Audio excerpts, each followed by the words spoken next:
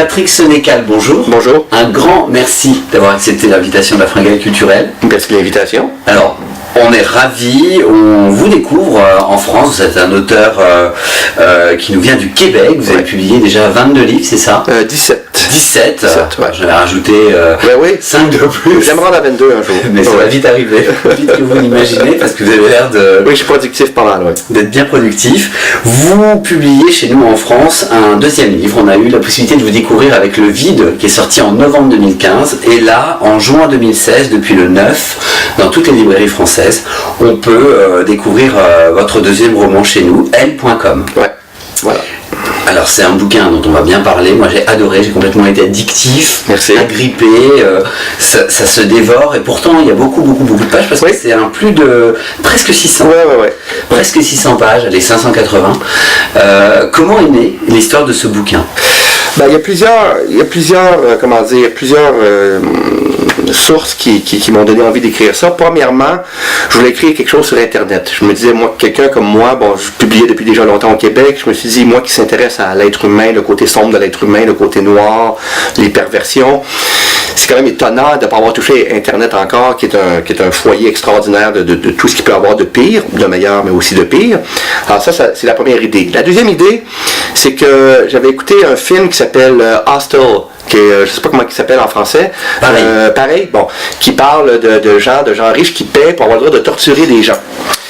Et je trouvais l'idée très bonne. J'ai pas aimé le film. Je trouvais le film un peu ridicule parce que le film s'intéressait aux victimes, les gens qui se font torturer. Et moi, je me suis dit, ça serait intéressant de faire une histoire qui s'intéresse à ceux qui payent, à ceux qui ont envie de faire ça. Et je me suis dit, est-ce que c'est possible que des gens tellement riches, tellement puissants, en arrivent à vouloir faire des actes tout simplement parce qu'ils ont le droit de le faire, parce que leur puissance et leur argent leur donnent tous les droits. Alors j'ai voulu m'intéresser à ces vices humains-là procurés par le pouvoir, et c'est comme ça que, donc ces deux éléments-là, Internet avec cette possibilité-là des riches, ensemble, ça a donné naissance à Elle.com. Alors Elle.com, c'est comme ça qu'est né le personnage de Daniel Saul, qui est un milliardaire, qui a un fils qui s'appelle Simon, et ça aussi c'est important, tout le début du roman, et une relation père-fils à laquelle vous avez tenu. Oui, qui n'était pas prévu du tout au départ. Quand j'ai pensé au roman au départ, je voulais beaucoup m'intéresser à Daniel Saul, comment il va peu à peu être victime qui va s'intéresser au site Elle.com, qui est un site où tout est permis, si tu as assez d'argent, toutes les perversions sont possibles. Donc je vais montrer comment quelqu'un va en arriver à être attiré par ces appâts-là.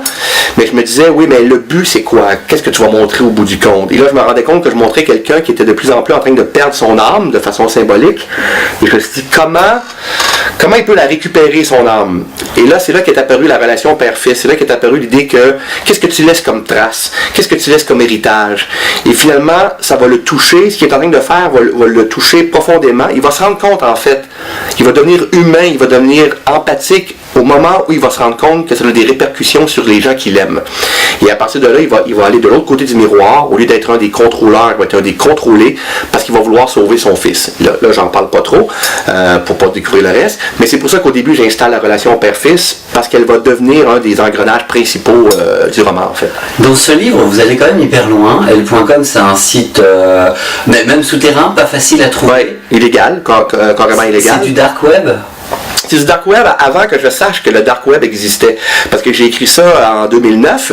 Bon, ça devait exister évidemment, mais je ne savais pas qu'il y avait vraiment une rivière souterraine qui avait un nom. Et j'ai lu des articles récemment qui parlent du dark web, d'autres des romans qui parlent du dark web. On paye même en bitcoin maintenant. Il y a même une monnaie pour le dark web. Tout ça n'existait pas. En tout cas, moi, j'étais pas au courant de ça à l'époque. Donc, j'ai seulement voulu créer un site internet illégal et je me suis informé auprès de certaines personnes qui connaissent ça, comment on a accès à ces sites-là. Alors, il a fallu que je fasse de la recherche, il a fallu que j'explique dans le roman comment y arriver. C'est assez compliqué. Moi-même, je ne l'ai pas fait, mais je fais confiance aux gens qui me l'ont dit. Alors qu'aujourd'hui, c'est sans doute beaucoup plus simple et donc beaucoup plus effrayant et angoissant parce que je pense que c'est maintenant assez facile d'aller dans des zones interdites comme ça. Alors qu'à l'époque, moi je décris qu'il fallait quand même travailler assez fort. Alors justement, votre personnage, il se paye le L.com, ouais. L'entrée est mirobolante. Oui, c'est 500 000 $ canadiens, donc l'équivalent de, je sais pas, 300 000 € par année pour aller là-dessus. C'est très cher. Ouais, et du coup, il va bénéficier de services étonnants. Ouais, en fait, tout est possible. Torturer des gens, avoir des esclaves sexuels, engager des tueurs à gages.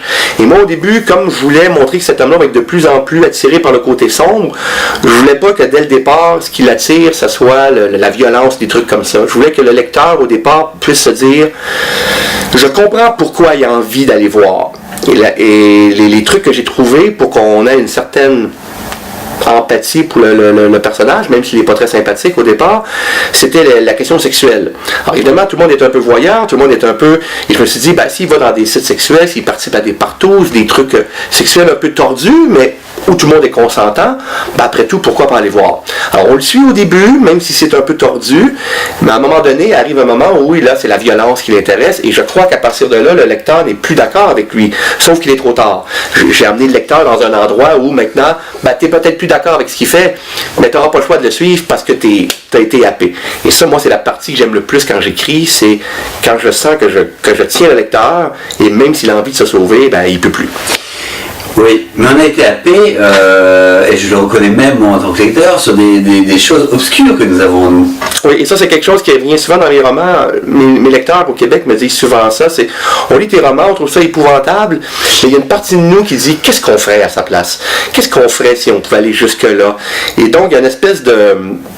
J'examine souvent dans mes romans le côté sombre que je crois qu'on a tous en nous, qui en général ne surgira jamais, qu'on va réussir à contrôler, mais des événements dans la vie peuvent faire surgir ce côté-là. Et c'est ce qui arrive à mon personnage, c'est ce qui arrive en fait à presque tous les personnages de mes romans. Et je crois que les lecteurs, parfois, en viennent à se demander, est-ce que quelque part, j'ai pas envie moi-même d'aller voir ça, d'aller jusque-là, si je pouvais le faire, est-ce que je le ferais, je m'arrêterais où? Et ça, moi, je trouve ça très intéressant, parce que le lecteur lui-même se projette dans les actions du personnage, et il n'a pas le choix de continuer, parce que c'est son propre examen qu'il est en train de faire. Ben oui. Ouais.